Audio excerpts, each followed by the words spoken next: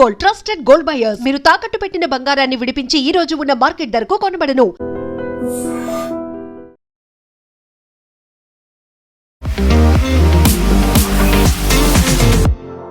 నమస్తే, నేను Kavitha. Welcome to iDream news and నిజాలు. ఇండో పసిఫిక్ రీజియన్లో స్ట్రాటజిక్ భాగస్వామ్యంలో భాగంగా 3 దేశాల విజిట్లో ప్రధానమంత్రి నరేంద్ర మోదీ ఉన్నారు. అందులోనూ పర్టికులర్గా ఈరోజు న్యూజిలాండ్లో పర్యటిస్తున్నారు. దాదాపుగా 40 ఏళ్ల తర్వాత భారతదేశ ప్రధానమంత్రి న్యూజిలాండ్కి వెళ్ళారు. ఇండోనేషియా, ఆస్ట్రేలియా, న్యూజిలాండ్తో ఒప్పందాల్లో ఏవి కీలకం కాబోతున్నాయి, ఎందుకని ఇది అతి క్రూషియల్గా భావిస్తున్నారు? మనతో పాటుగా ఉన్నారు సీనియర్ జర్నలిస్ట్ సురేష్ కొచ్చతిలి గారు. సార్ నమస్తే. సో సీషెల్స్ పర్యటన తర్వాత ఈ 3 దేశాల పర్యటనలో ప్రధానమంత్రి నరేంద్ర మోదీ ఉన్నారు. అతి క్రూషియల్గా ఉండబోతున్నాయి చర్చలు అని ఇప్పటికే భాగస్వామ్య ఒప్పందాలన్నీ కుదుర్చుకున్నారు. అందులోనూ ఇండో పసిఫిక్ రీజియన్, దీని మీద ఎందుకు ఫోకస్ పెడుతున్నారు? గవర్నమెంట్ ఆఫ్ ఇండియాది ఒక లుక్ ఈస్ట్ పాలసీ ఒకటి ఉంది. మోదీ గవర్నమెంట్ వచ్చిన తర్వాత ఎస్పెషలీ కోల్డ్ వార్ అయిపోయిన తర్వాత సోవియట్ యూనియన్ లేదు, రష్యా ఉన్నారు, యుఎస్ వాళ్ళ డామినెన్స్ ట్రై చేస్తున్నారు. ఎక్కడ కావాలంటే వాళ్ళ ఆయుధాలు అమ్మడానికి ట్రై చేస్తున్నారు, వాళ్ళే యుద్ధాలు చేస్తున్నారు, వాళ్ళు చెప్పిన మాటలే వినాలి, వాళ్ళ ట్రేడ్ టాక్స్ ఉంది. దాన్ని చూసిన తర్వాత మోదీ గవర్నమెంట్ ఒక సెకండ్ హాఫ్లో అంటే ఫస్ట్ టర్మ్ కాదు, సెకండ్ టర్మ్కి వచ్చేటప్పుడు లుక్ ఈస్ట్ పాలసీ అని ఒక పాలసీ పెట్టారు. అంటే మనం ఎప్పుడు ఎక్కువ emphasis Indonesia, Malaysia, Philippines, Vietnam, Cambodia, Laos, Singapore ఇట్లాంటి దేశాల మీద ఎక్కువ పెట్టారు. Singapore of course we have financial type. వీళ్ళ దగ్గర పొటెన్షియల్ చాలా ఎక్కువ ఉంది. అండ్ వీళ్ళు చాలా సంవత్సరాల ముందు సోవియట్ ఎరాలో ఉండే, వీళ్ళందరూ సోవియట్ యూనియన్ రాడార్లో ఉండే. సోవియట్ యూనియన్ డిసెంటేటెడ్ అయిన తర్వాత చైనా వాళ్ళ ఇన్ఫ్లుయెన్స్ ట్రై చేస్తున్నారు. ఇక్కడ మనకు తెలిసిందే సౌత్ చైనా సీలో ఫిలిప్పీన్స్తోని, ఇండోనేషియాతోని చైనాకి పెద్ద ప్రాబ్లం ఉంది. వాళ్ళ పెట్రోలింగ్ బోట్స్ తీసుకొచ్చి కొడుతున్నారు ఫిలిప్పీన్స్ నేవీ చిన్న చిన్న వెసల్స్ మీద. అప్పుడు ఫిలిప్పీన్స్ ఏం చేశారంటే మన వైపు నుంచి, మన దగ్గర నుంచి బ్రహ్మోస్ మిసైల్ సిస్టమ్ కొనుక్కున్నారు. Even Vietnam has purchased it. అది వచ్చిన తర్వాత చైనీస్ వాళ్ళు వాళ్ళ ఎక్సర్సైజ్లు స్టాప్డ్ ఇట్. బ్రహ్మోస్ ఎప్పుడు యూజ్ చేయరు, అంతే ఒక షిప్ మీద యూజ్ చేయడానికి బ్రహ్మోస్ వేస్ట్, పెద్ద వెపన్ సిస్టమ్ అది. సో కానీ అది వచ్చిన తర్వాత it's like a nuclear weapon. చేతిలో కర్ర ఉంది, కొడతాను నేనని చెప్పేసి బెదిరించడానికి చేస్తారు, నార్త్ కొరియా స్టైల్. సో దాని తర్వాత Modi government look east policy ప్రకారం మనం ఎంగేజ్ చేయడం మొదలుపెట్టాం. And that to best part is Indonesia. Indonesia కూడా వాళ్ళకి చైనాతో ప్రాబ్లం ఉంది. వాళ్ళు ఒక కౌంటర్ వెయిట్గా యుఎస్ వాళ్ళకి ఆయుధాలు అమ్మడానికి ట్రై చేస్తున్నారు. అది పేట్రియట్ మిసైల్స్ ఉండొచ్చు, మిగతా ఆర్మ్స్ సిస్టమ్స్ ఉండొచ్చు, హెలికాప్టర్స్ ఉండొచ్చు. కానీ ఇండోనేషియా అంత అఫోర్డ్ చేయలేరు, అంత చాలా ఎక్స్పెన్సివ్ యుఎస్ ఆర్మ్స్. సో మన వైపు చూశారు, మన ఫిలిప్పీన్స్కి అమ్మాం కదా, అక్కడ బాగానే పనిచేస్తుంది బ్రహ్మోస్. 3 బ్యాటరీ యూనిట్స్ ఉన్నాయి అక్కడ. ఇప్పుడు మనం ఇండోనేషియాతోని ఒప్పందాలు ఒక 14 పాయింట్ల ఒప్పందం చేసాం. దాంట్లో మెయిన్గా ఇది ఒకటి, డిఫెన్స్ ప్రొడక్షన్లో కూడా వెళ్తున్నాం మనం. అంటే అన్నీ మనం ఇక్కడ తయారు చేయాలని లేదు, వాళ్ళ దగ్గర కూడా తయారు చేసుకోవచ్చు. ఓకే, ఇంకోటి అడ్వాంటేజ్ ఏంటంటే maritime research and maritime search and maritime security. మనకు తెలిసిందే, మన గ్రేట్ నికోబార్ ప్రాజెక్ట్ వచ్చిన తర్వాత ఇప్పుడు స్టార్ట్ అయింది చూడండి వర్క్. 10 సంవత్సరాలు 3 ఇన్స్టాల్మెంట్లో జరగబోతుంది అది. ఆ గ్రేట్ నికోబార్ ప్రాజెక్ట్ పక్కనే ఉన్నారు వీళ్ళందరూ as a chain of islands అన్నమాట. సో దాంట్లో ఇండోనేషియా, ఫిలిప్పీన్స్, దాని తర్వాత సింగపూర్ అటు వెళ్తుంది కంప్లీట్గా. మనకు చాలా ఇంపార్టెంట్ ఈ దేశాలన్నీ. సో మోదీ గారు ఇప్పుడు వెళ్ళిన తర్వాత ఒప్పందం చేసిన దాంట్లో డిఫెన్స్ కోఆపరేషన్ అన్నిటికంటే పెద్ద. దాంట్లో ఒక పాయింట్ ఏంటంటే మనం జాయింట్ ఎక్సర్సైజెస్ కండక్ట్ చేస్తాం. ఇది చైనాకి అస్సలు నచ్చదు. నాకు ఇన్ఫ్యాక్ట్ నేను కూర్చునే ముందు పాయింట్స్ అన్ని రాసుకున్నప్పుడు చూసాను, చైనా దీంట్లో భయపడుతున్నారు. అండ్ మోదీ గవర్నమెంట్ వైపు నుంచి ఉన్న ఏ పాయింట్ అయినా చైనా చూస్తూనే ఉంటారు. అది మన శ్రీలంకలో ఒక పోర్ట్ కొనేస్తున్నాం మనం, మ్యాజగాన్ డాక్ వాళ్ళు వెళ్ళి పోర్టే కొనేస్తున్నాం మనం కంప్లీట్గా. ఎందుకంటే వాళ్ళు పబ్లిక్ ఇష్యూకి వెళ్ళినప్పుడు వాళ్ళు బ్యాంకరప్ట్ అయిన ఒక శ్రీలంకన్ కంపెనీ, అది మనం కొనేసాం. దాని పక్కనే చైనీస్ ఉన్నారు హంబాబోటాలో. సో మనం కౌంటర్ వెయిట్ లాగా వెళ్ళి కూర్చున్నాం శ్రీలంకలో. గ్రేట్ నికోబార్ ప్రాజెక్ట్ వస్తుంది. దాని తర్వాత మీరు అటువైపు చూస్తే ఇండోనేషియా, ఫిలిప్పీన్స్, ఈ 2 దేశాలు మనకు చాలా క్లోజ్. అండ్ వీళ్ళతోనే ఒక న్యూక్లియర్ కోఆపరేషన్ కాకుండా మిగతా దాంట్లో మనం చేసుకోవచ్చు. వాళ్ళు ఒకటి మెయిన్ థింగ్ అంటే మనం we will never sell our nuclear technology, ఎవరికి అమ్మం మనం. కానీ మిసైల్ ప్రొడక్షన్ మనం అమ్మొచ్చు, మనకి ఎన్పిటీలో అది ప్రాబ్లం లేదు, నాన్ ప్రొలిఫరేషన్ ట్రీటీలో. సో ఇప్పుడు చైనాని కౌంటర్ చేయడానికి మెయిన్గా ప్రెసిడెంట్ ప్రభావో అండ్ మోదీ గారు ఇద్దరు సంతకం పెట్టిన 14 డాక్యుమెంట్స్, అంటే వాళ్ళ టీం పెట్టిన 14 డాక్యుమెంట్ చాలా ఇంపార్టెంట్. రెండవది ఏంటంటే డిఫెన్స్ ప్రొడక్షన్. నేను చెప్పాను చూడండి, ఇప్పుడు వాళ్ళ దగ్గర కూడా మనం బ్రహ్మోస్ ఒక యూనిట్ షిఫ్ట్ చేయొచ్చు, లేకుంటే మిగతా ఏదో ఒక డిఫెన్స్ యూనిట్ అక్కడ షిఫ్ట్ చేసి ప్రొడక్షన్ అక్కడ చేసుకోవచ్చు. మూడవది మన షిప్స్, నేవల్ షిప్స్ని ఇండోనేషియాలో రెగ్యులర్గా we can park it there. అది మనకు పెద్ద అడ్వాంటేజ్, ఎందుకంటే గ్రేట్ నికోబార్ వచ్చేటప్పటికి దాకా ఒక కనెక్టివిటీ వచ్చేస్తుంది. Malacca Straits is just there. Malacca Straits importance ఏంటంటే, ఇప్పుడు మన హార్మోస్ చూసాం, స్ట్రైట్ ఆఫ్ హార్మోస్ 20% వరల్డ్లో ఉన్న వరల్డ్ కావాల్సిన ఆయిల్, ఫర్టిలైజర్, గ్యాస్ అంతా ఆ రూట్ నుంచి వస్తుంది. మలక్కా స్ట్రైట్ నుంచి వెళ్ళే route 40%, 40% of world's maritime traffic Malacca Straits నుంచి వెళ్తుంది. అది మనం రేపు క్లోజ్ చేసామనుకోండి, ఫినిష్డ్, మొత్తం వరల్డ్ ట్రేడ్ ఆగిపోతుంది. మళ్ళీ మొత్తం సర్క్యూటర్స్ పెద్ద రూట్ తీసుకోవాల్సి వస్తుంది. వాళ్ళు అందరికన్నా పెద్ద ఇంపాక్ట్ రాబోతుంది చైనాకి. చైనాది కూడా చాలా మటుకు వాళ్ళ షిప్స్ ఆ రూట్ నుంచి వెళ్తుంది, మలక్కా స్ట్రైట్స్ నుంచి. అండ్ సౌత్ చైనా సీలో చైనా ఎప్పటి నుంచో వాళ్ళ సబ్మెరీన్స్ కానీ వాళ్ళ షిప్స్ తీసుకొచ్చి పెడుతున్నారు. సో మనకి ఇండోనేషియా ఈ పర్టికులర్ విజిట్లో ఇది మిలిటరీ కాంపోనెంట్ చాలా ఇంపార్టెంట్, కవిత గారు. అది కాకుండా ఇంకోటి, మనం ఇండోనేషియాతో మనకు తెలిసిందే, it was at one time ఒక హిందూ సామ్రాజ్యం ఉండేది. ఇప్పుడు కూడా బాలి వైపు మీకు కనిపిస్తుంది దాని రామాయణం కానీ ప్రాంబాన్ టెంపుల్ ఉంది. ఇప్పుడు మోదీ గారు అండ్ ప్రభు ఇద్దరు కలిసి వెళ్ళారు. అది మనం అర్థం చేసుకోవాలి. Indonesia technically world's largest Muslim country by population, కానీ వాళ్ళకి ఒక హిస్టరీ ఉంది. వాళ్ళ ఎయిర్లైన్ పేరు గరుడ, వాళ్ళ కరెన్సీ మీద గణేష్ భగవాన్ ఉంటుంది. ఇన్ఫ్యాక్ట్ నిన్న నేను మా ఎక్స్ కొలీగ్తో మాట్లాడుతున్నాను బ్యాంకాక్లో. నేను పనిచేసే హోటల్లో, అప్పుడు పనిచేసిన హోటల్ బయట 3 విగ్రహాలు ఉన్నాయి. నేను మర్చిపోయాను దాన్ని. I remember one of them is Brahma, ఎందుకంటే థాయిలాండ్లో Brahma is omnipresent. Brahma and of course Vishnu. మూడోది శివ ఉండే. అప్పుడు నేను అడిగాను, శివ మీకు చాలా రేర్గా కనిపిస్తుంది థాయిలాండ్లో. మన కల్చర్ అక్కడ దాకా వెళ్ళింది, బియాండ్ దట్. ఈ చోలాస్ వీళ్ళు ఉన్న టైంలో కూడా చాలా మటుకు మన నేవల్ పవర్ అక్కడ దాకా, కంబోడియా దాకా వెళ్ళింది. మనం వినో అంకోర్ వాట్, విష్ణు భగవాన్, అది ఒక కన్స్ట్రక్షన్ మనమే చేసాం, మన కింగ్స్, మన రాజులు చేశారు అది. సో ఇండోనేషియాతోని ఒక యునెస్కో సైట్ ఉంది అక్కడ, ఒక యోగకర్త అని చెప్పి. అక్కడ మోదీ గారు అండ్ ప్రెసిడెంట్ గారు వెళ్ళి, ప్రెసిడెంట్ ప్రాబో వెళ్ళి వీళ్ళు జాయింట్లీ లాంచ్ చేశారు ప్రోగ్రామ్. అది రిస్టోరేషన్ నడుస్తుంది అక్కడ. సో మనకి ఇండోనేషియాకి కల్చర్లీ చాలా క్లోజ్ టైస్ ఉన్నాయి, ఇప్పుడు కాదు ఎన్నో సంవత్సరాల నుంచి. సో అదొకటి ఎక్స్ప్లాయిట్ చేయాల్సి వస్తుంది. మూడోది సైంటిఫిక్ టెంపర్. మనం చేస్తూ ఇండోనేషియన్ పార్లమెంట్ని అడ్రస్ చేస్తూ మోదీ గారు చెప్పారు చాలా క్లియర్గా దట్ మన దగ్గర ఉన్న సైంటిఫిక్ పవర్, మన దగ్గర ఉన్న వ్యాక్సిన్ పవర్, మన దగ్గర ఉన్న రీసెర్చ్, సైంటిఫిక్ రీసెర్చ్, ఇదంతా ఇండోనేషియా కూడా మనం జాయింట్లీ వాడుకోవచ్చు. మనం వీ కెన్ డూ దట్ అని చెప్పి మ్యారిటైమ్ కార్పొరేషన్ గురించి కోఆపరేషన్, జాయింట్ ఎక్సర్సైజెస్ గురించి మాట్లాడాం, జాయింట్ రీసెర్చ్ ఇప్పుడు చెప్పాను చూడండి. అది కాకుండా న్యూ డిఫెన్స్ టెక్నాలజీస్లో కూడా చాలా మటుకు we'll go with the Indonesians. వాళ్ళకి ఇది చాలా పెద్ద ఒక బెనిఫిట్, ఎందుకంటే సైన్స్లో అంత అడ్వాన్స్ కాదు ఈ దేశాలు, కానీ వాళ్ళ దగ్గర పొటెన్షియల్ ఉంది. సో మనం దాని పొటెన్షియల్ని ఎక్స్ప్లాయిట్ చేసుకోవచ్చు అనమాట. ఇది కాకుండా కోస్టల్ సర్వేలెన్స్. మనకి సౌత్ చైనా సీలో పెద్ద ప్రాబ్లం చైనాతో. సో మన ఇండోనేషియాలో ఒక 3 షిప్లు పెట్టుకుంటే మనకి కోస్టల్ సర్వేలెన్స్ ఈక్కి అయిపోతుంది.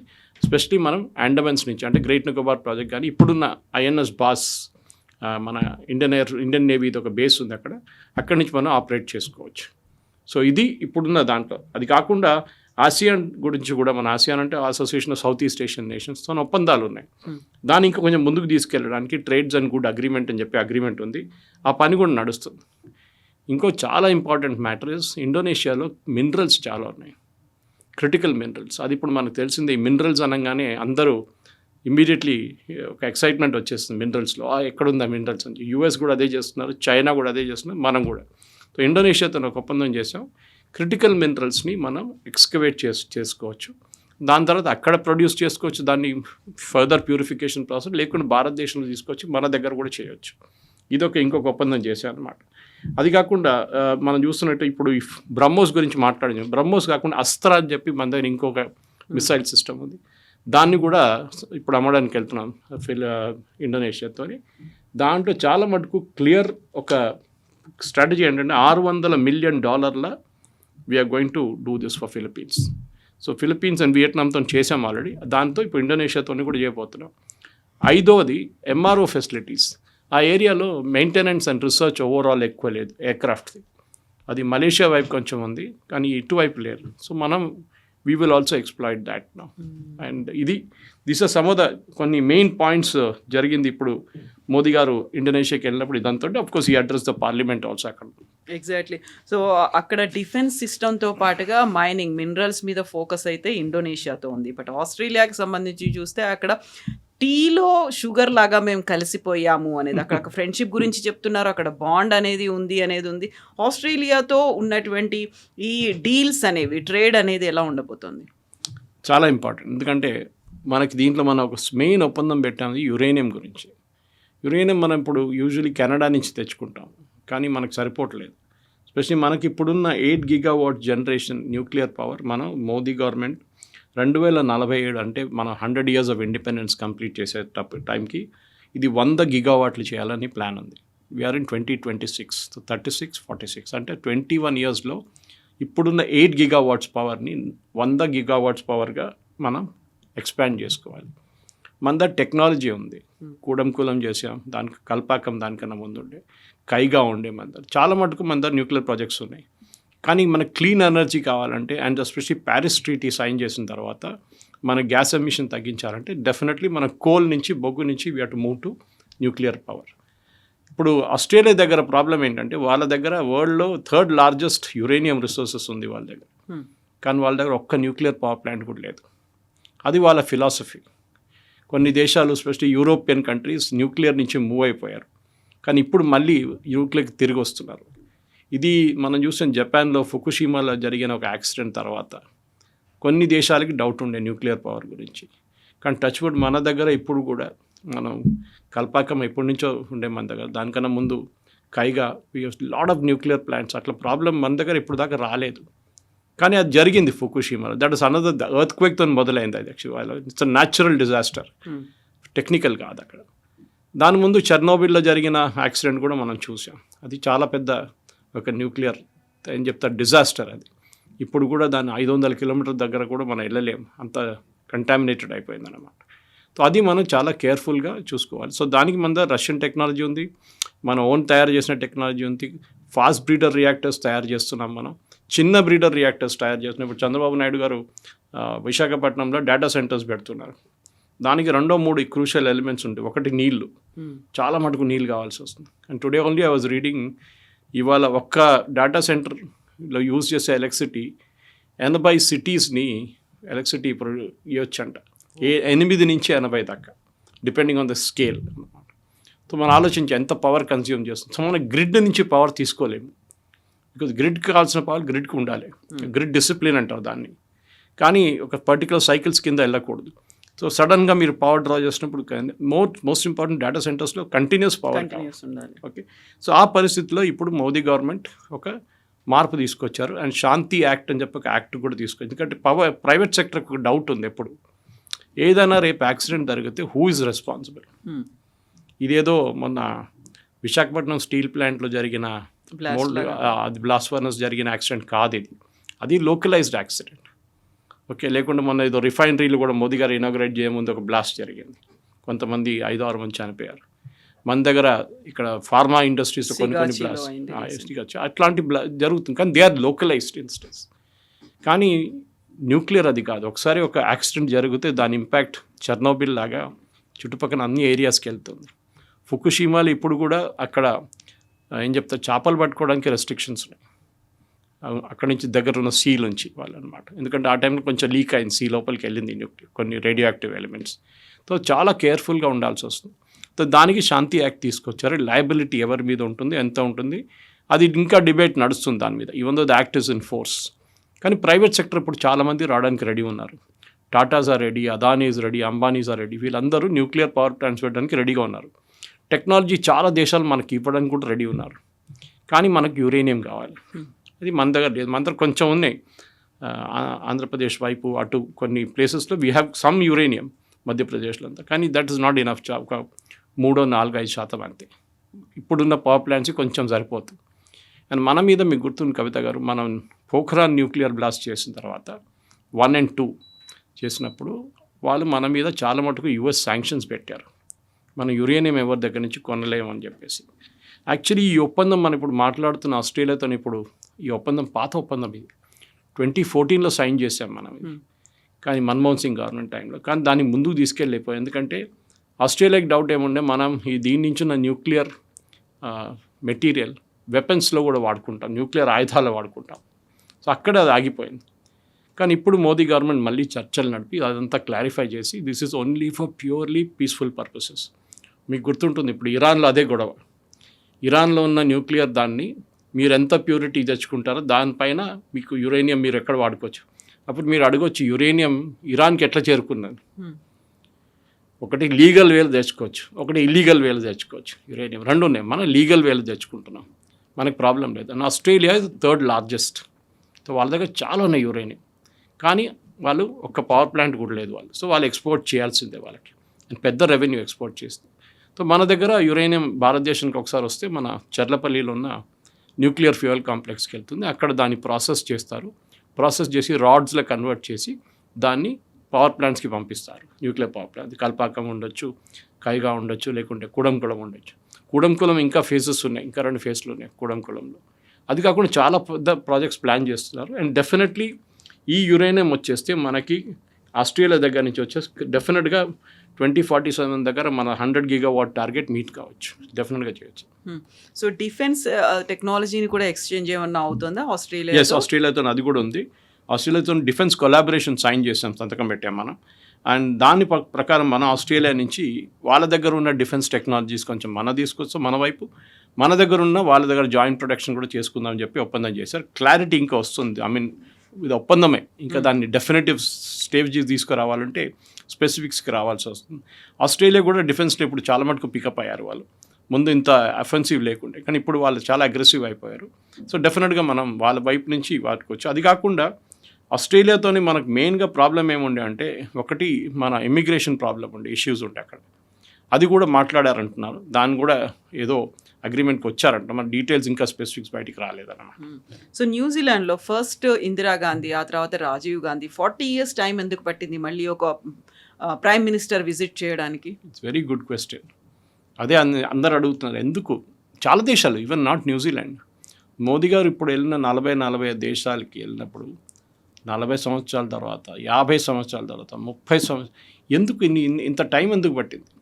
అంత దూరం కాదు కదా న్యూజిలాండ్, మనం వెళ్ళొచ్చు కావాలంటే. కానీ మనకు ఒక స్ట్రాటజిక్ రీజన్ లేకుండా ఒక దేశంతో మనం ఒప్పందం పెట్టుకున్నప్పుడు మనకి వాళ్ళ వైపు నుంచి ఏమొస్తుంది, మన వైపు నుంచి వాళ్ళకి ఏమొస్తుంది, ఇదే ఉంటుంది ఎప్పుడు. కాదు నేను అక్కడ వెళ్ళను, వాళ్ళు కలవనంటే ఇది నార్త్ కొరియా కాదు కదా. They are a democratic country. మనం అక్కడ వెళ్ళొచ్చు, వెళ్ళలేదు. అక్కడ మన డయాస్పోరా ఉన్నారు చాలా పెద్ద. ఇన్ఫ్యాక్ట్ ఆస్ట్రేలియాలో మొన్న జరిగిన మీటింగ్లో అల్బనీసీ అయితే మొత్తం స్టన్ అయిపోయారు ఆయన, ఆస్ట్రేలియన్ ప్రైమ్ మినిస్టర్ ఆడియన్స్ని చూసి. అంటే మన దగ్గర అట్లాంటి పబ్లిక్ మీటింగ్స్ చాలా నార్మల్, కానీ ఆస్ట్రేలియాలో జరగదు అది. అది మోదీ గారు దీనికన్నా ముందు కూడా యూఎస్లో ఉన్నప్పుడు హౌడీ మోడీ ప్రోగ్రామ్ దాంట్లో ఉండే, అహ్మదాబాద్లో జరిగింది, యూఎస్లో జరిగింది, హ్యూస్టన్లో. సో అట్లాంటి దాంట్లో మన పబ్లిక్ మీటింగ్, మన డయాస్పోరా చాలా ఇంపార్టెంట్ రోల్ ప్లే చేస్తారు, స్పెషలీ అక్కడ ఉన్న ఎలక్షన్స్లో. అది ఆస్ట్రేలియా కూడా తెలుసు దట్ ఇండియన్ డయాస్పోరాని ఎక్కువ వాళ్ళు ఇమిగ్రేషన్ పాలసీస్ ట్వీక్ చేస్తే వాళ్ళు definitely it will back fire అనమాట. న్యూజిలాండ్లో కొన్ని ఇష్యూస్ ఉన్నాయి మనకి. న్యూజిలాండ్తో స్పెసిఫిక్లీ ఇండియన్స్ని టార్గెట్ చేస్తున్నారు, ఇండియన్స్ని ఇమిగ్రేషన్ టార్గెట్ చేస్తున్నారు చెప్పి దాని చర్చలు కూడా నడుస్తున్నాయంటారు. డీటెయిల్స్ ఇంకా రాలేదు, విజిట్ ఈజ్ ఆన్ గోయింగ్ మనం రికార్డ్ చేస్తున్నప్పుడు. సరే చూడాల్సింది. న్యూజిలాండ్తో డెఫినెట్గా ఐ థింక్ ఈ 3 దేశాల పర్యటన మీరు చెప్పారు, సెషైల్స్ నుంచి మొదలైంది. దీనికన్నా ముందు రౌండ్లో సెషైల్స్ కూడా ఉండే. సెషైల్తో మనం డిఫెన్స్ కోఆపరేషన్ చేసాం, మన నేవీని అక్కడ స్టేషన్ చేసాం. మనకు గుర్తుండే ఒక టైంలో సెషైల్స్లో గవర్నమెంట్ ఒక కూ జరిగింది అక్కడ, రాజీవ్ గాంధీ గారి టైంలో. దట్ టైం మనం ఒక ఆర్మీని పంపించి, మన పారాఫోర్సెస్ని పంపించి ఆ కూని మనం అడ్డుకున్నాం. సో మనం ఈ దేశాలకు ఎందుకు వెళ్తున్నారు మోదీ గారు అంటే దీనికి జవాబు ఉంటుంది. మనం ఒక హాఫ్ అన్ అవర్లో మొత్తం ఎక్స్ప్లెయిన్ చేయలేము, కానీ బ్రాడ్లీ ఏంటంటే మనకి ఏ దేశంతో అంత శత్రుత లేదు. మనకున్నది పాకిస్తాన్తోనే మనకు మెయిన్ ప్రాబ్లం. కానీ ఇప్పుడు మనం యుఏఈతో ఒప్పందం చేసుకున్నాం, ఒమాన్తో ఫ్రీ ట్రేడ్ అగ్రిమెంట్ చేసాం. ఎందుకు చేస్తున్నాం అంటే వాళ్ళ దేశంలో ఉన్న బెనిఫిట్స్ అంతా మనం తీసుకోవాలి, మన బెనిఫిట్స్ వాళ్ళకి ఇవ్వాలి. 1 వే ట్రాఫిక్ ఉండదు ఎప్పుడు. అది యూఎస్ కంప్లైంట్ చేస్తారు ఎప్పుడు. మనం ప్రొడక్ట్స్ అంతా యూఎస్లో అమ్మేసుకుంటున్నాం, ఓకే, ష్రింప్స్ నుంచి లెదర్ ఫుట్వేర్ నుంచి టీ షర్ట్ అన్నీ అమ్ముకుంటాం, సాఫ్ట్వేర్ కూడా. కానీ వాళ్ళ వైపు నుంచి మనం ఏం కొనట్లేదు. హార్లీ డేవిడ్సన్ ఇక్కడ అమ్మడానికి ట్రై చేస్తే డ్యూట్ ఎస్టాబ్లిష్మెంట్ కోసం ఏదో ప్రాబ్లమ్స్ క్రియేట్ చేసాం మనం, క్లియరెన్స్ ఇవ్వలేదు. ఇట్స్ ఓకే, మన దగ్గర లైసెన్స్ రాజు ఉండే, లేదని మనం డినై చేయట్లేదు. నరసింహారావు గారు వచ్చిన తర్వాతే కదా లైసెన్స్ రాజు తీసేశారు. అప్పటి నుంచి మెల్లమెల్ల మార్పులు వస్తున్నాయి. కానీ ఇప్పుడు హార్లీ డేవిడ్సన్ ఇండియాలో ప్రొడ్యూస్ చేసిన పెద్ద ప్రాబ్లం లేదు. యుఎస్తో చర్చలు నడుస్తున్నాయి, we are the final stages of it. కానీ వాళ్ళు ఇంకేదో ఎంక్వైరీ పెడతా అంటున్నారు ఫోర్స్ లేబర్ మీద, అది ఆ ఎంక్వైరీ కూడా నడుస్తుంది. సో మన ఆస్ట్రేలియాతోనే ఒక పెద్ద అడ్వాంటేజ్ అంటే ఇట్స్ ఆల్సో బిగ్ కంట్రీ, చాలా పెద్ద కంట్రీ. న్యాచురల్ రిసోర్సెస్ వాళ్ళ దగ్గర చాలా ఉన్నాయి. కోల్ వాళ్ళ దగ్గర ఉంది, యురేనియం ఉంది. ఇదన్నీ మన వైపు తక్కువ ఉంది. కోల్ మనకు ప్రాబ్లం లేదు, కానీ యురేనియం మనకు కావాల్సింది. అది యురేనియం యూజువల్లీ ఇవ్వరు ఎవరు, చాలా కేర్ఫుల్ ఉంది. కానీ ఆస్ట్రేలియాకి ఇప్పుడు కాన్ఫిడెన్స్ వచ్చింది. మనం భారతదేశంలో మోదీ గవర్నమెంట్ 2014 తర్వాత దట్ మనం వెపన్ గ్రేడ్ యురేనియంకి వెళ్ళట్లేదు, పీస్ఫుల్ పర్పస్కే వాడుకుంటామనే కాన్ఫిడెన్స్ వాళ్ళకు ఉందన్నమాట. సో ఇప్పుడు 3 కంట్రీస్ అనేవి ఇప్పుడు స్ట్రాటజిక్ డెవలప్మెంటో లేకపోతే డిఫెన్స్ ఎక్విప్మెంటో వీటన్నిటితో పాటు ఒక ఫ్రెండ్లీ అట్మాస్ఫియర్ డెవలప్ చేసుకోవడానికి ట్రేడ్ డీల్స్ అనేవి ఇవన్నీ అవుతున్నప్పటికి కూడా అంత ఫ్రెండ్లీగా భారతదేశాన్ని వాళ్ళు నమ్ముతున్నారా? ఫర్దర్గా ఒకవేళ చైనా వచ్చింది అనుకోండి, లేదు నెక్స్ట్ అమెరికా వచ్చింది, వాళ్ళతో కూడా ఇండో పసిఫిక్ రీజియన్ లైక్ ఆ పసిఫిక్ రీజియన్ పరిధిలో కూడా ఏమైనా ఇలాంటి కార్యక్రమాలు లేకుంటే ఎక్విప్మెంట్లో ఎస్టాబ్లిష్మెంట్లో చేసుకోవచ్చు కదా. హోల్ అండ్ సోల్ భారతదేశం మీద డిపెండ్ అయ్యలేవు, హోల్ అండ్ సోల్ మనం కూడా వాళ్ళతోనే ఫ్రెండ్షిప్ అనేది కంటిన్యూ చేయట్లేదు కదా. కరెక్ట్. మన ఏం చెప్తారు, don't put your eggs in Only one one basket అంటారు. మనం డిస్ట్రిబ్యూట్ చేయాలి మన రిస్క్ని. ఎప్పుడు మనం చూస్తున్నప్పుడు ఒమాన్తో ఒప్పందం చేసినప్పుడు, అండ్ స్పెషల్లీ క్రైసిస్ మొదలయ్యే ముందు, ఈ స్టేట్ ఆఫ్ హార్మస్ క్రైసిస్ మొదలయ్యే ముందు ఒమాన్ 24 ప్లేస్లో ఉన్నారు మన దగ్గర నుంచి, మనం ఇంపోర్ట్ లెవెల్లో వాళ్ళ వైపు నుంచి. ఇప్పుడు ఒమాన్ 10వ స్థానానికి వచ్చేసారు. సో మార్పులు చాలా వస్తున్నాయి. మనం యూత్ అని సైన్ చేశాం. ఇప్పుడు అది పార్లమెంట్లో పడింది, యూరోపియన్ యూనియన్ పార్లమెంట్లో ఉంది. అది ఒకసారి వాళ్ళ అప్రూవ్ చేస్తే ఆ FTA కూడా వచ్చేస్తుంది. ఆల్ ట్రేడ్ డీల్స్ అని చేసుకున్నాం. It's big deal. ఎందుకంటే సడన్లీ యువర్ యాక్సెస్ 40 మార్కెట్స్కి మీకు యాక్సెస్ వచ్చేస్తుంది. యూకేతో సపరేట్గా చేసాం మనం, అది కూడా ఇట్స్ ఆల్రెడీ ఇంప్లిమెంటెడ్. సో ఏ దేశం కూడా no man is an island అంటారు ఇంగ్లీష్లో. సేమ్ థింగ్, మనం ఒక సపరేట్ ఐలాండ్గా ఉండలేము. మేము ఎవరితోనే పెట్టుకోము, అది నార్త్ కొరియా స్టైల్లో. మనం ఎక్కడైనా అక్కడికి వెళ్ళాల్సింది. మనం నేర్చుకోవాల్సింది అన్నిటికంటే పెద్ద కమ్యూనిస్ట్ దేశం చైనా ఎట్లా క్యాపిటలిస్ట్ అయిపోయారు, చైనా ప్రొడక్షన్లో నెంబర్ 1 ఎట్లా అయ్యారు, చైనా మ్యానుఫ్యాక్చరింగ్లో ఎట్లా ముందుకెళ్ళిపోయారు, అది చాలా పెద్ద లెసన్స్ ఉంది. మొన్న కూడా చైనీస్ ఎలక్ట్రిక్ వెహికల్స్ మీద యూరోపియన్ కంట్రీస్ వాళ్ళ టారిఫ్ పెట్టడానికి ట్రై చేస్తున్నారు. కానీ ఎంత టారిఫ్ పెట్టినా కానీ ఎండ్ ఆఫ్ ద డే మళ్ళీ ఆ రేట్ అంతే అవుతుంది. సో మన వైపు నుంచి కూడా ఇప్పుడు మోదీ గారు తిరిగి అది మోదీ గారు అని కాదు, Kavitha garu, any prime minister, any president, ఏ దేశంలో అయినా, ఇప్పుడు ఈవెన్ ప్రెసిడెంట్ ట్రంప్ చూడండి, ఎక్కడికి వెళ్ళినా వాళ్ళ దేశాల్లో ఉన్న ప్రోడక్ట్ని అమ్మడానికి ట్రై చేస్తారు. టర్కీకి వెళ్ళారు, మేము మీకు F-35 అమ్ముతారు అంటున్నారు ఆయన. వాళ్ళ వైపు నుంచి వాళ్ళ కంట్రీలో ఉన్న ప్రొడక్షన్, వాళ్ళ కంట్రీలో ఉన్న ఏం చెప్తారు ఇండస్ట్రియల్ పవర్ వాళ్ళు వాడుకుంటారు. జీ జింగ్పిన్ ఎక్కడికి వెళ్ళినా కానీ, వాళ్ళ దేశానికి చైనీస్ దగ్గరికి ఎవరైనా ట్రేడ్ డెలిగేషన్ వస్తే వాళ్ళు క్విట్ ప్రోకో చూస్తారు. కెనడా కూడా అంతే, మెక్సికో కూడా మేము చూసాం. మనప్పుడు కెనడా మెక్సికోకి యుఎస్తో ప్రాబ్లం ఉంది ప్రొడక్షన్ వైపు నుంచి, చైనా కూడా అదే ప్రాబ్లం ఉంది యుఎస్తో.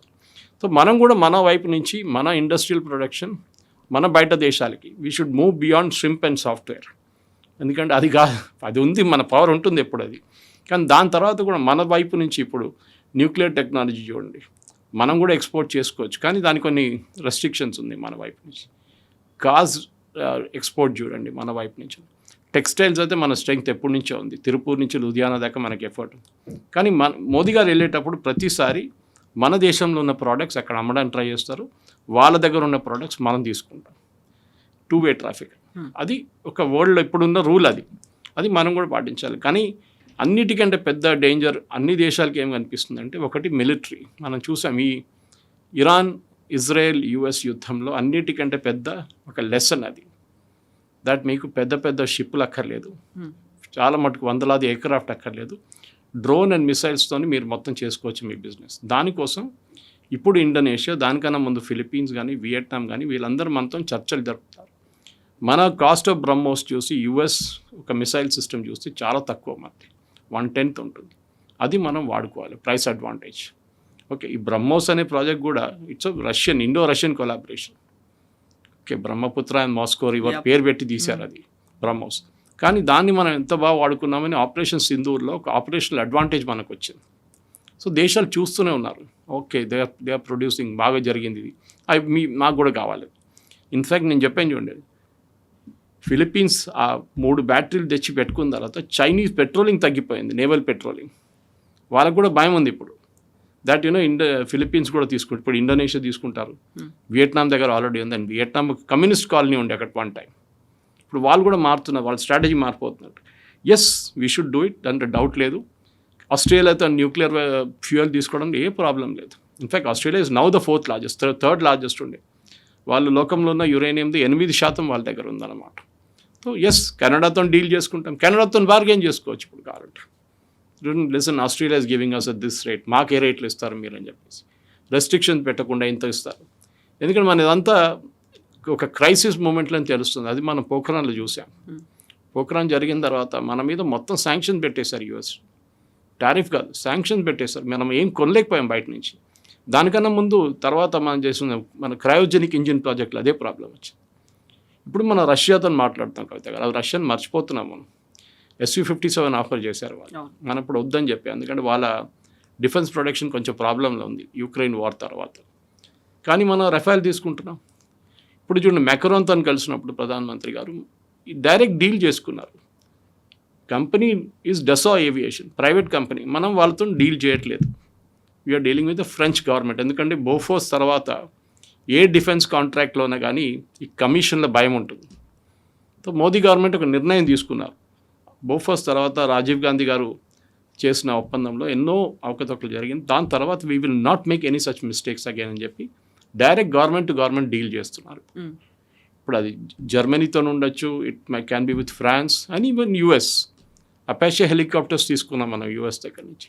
కానీ వాళ్ళు చెప్పిన అన్నీ మనం తీసుకోవాలని లేదు. F-35 ఆఫర్ చేశారంటున్నారు, మోదీ గవర్నమెంట్ నో అన్నారు. ఒక ఎయిర్క్రాఫ్ట్ ఇస్ $100 million, అంత చీప్ కాదు.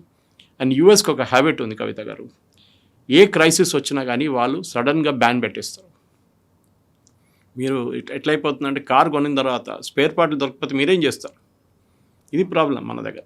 సో మనకి ఇప్పుడు రఫేల్ కంపల్షన్ అనేది క్రియేట్ చేస్తారో అక్కడే ఒక స్టాప్ గేట్ అనేది కూడా ఉంటుంది. ఎస్, ఎందుకంటే అది బ్లాక్మెయిల్, అది లిటరల్ బ్లాక్మెయిల్. అది మనం చూసాం క్రయోజెనిక్ ఇంజిన్ ప్రాజెక్ట్లో. రష్యా దగ్గర నుంచి మన ఇంజిన్ కొంటున్నామని చూడంగానే యూఎస్ ఆఫర్ చేశారు క్రయోజెనిక్ ఇంజిన్స్, మా దగ్గర కొనుక్కోండి. కానీ వాళ్ళ cost was 4 times Russian cost.